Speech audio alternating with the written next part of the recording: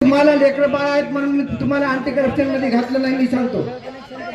हा, मी भी एक कर्मचाऱ्याचा मुलगा आहे, माझा भी कर्मचारी वडील होते व अँटी करप्शन मध्ये गेल्यानंतर काय हाल होतात गरम कर्मचारी की मला जाणीव आहे, म्हणून मी तुम्हाला अँटी करप्शन मध्ये घातलं नाही। हा, सांगा, बोला, तुम्ही पैसे घेतले की नाही, बोला। पुरावा दाखवला तर, आता पुरावा दाखवला तर कसं करायचं सांगा।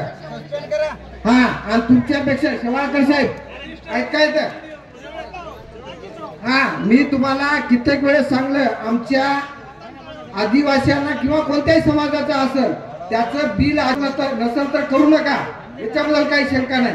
पण तुम्ही जर नियमात बसूनही जर पैसे घेत असाल तर तुम्ही पगार कशाची घ्याल?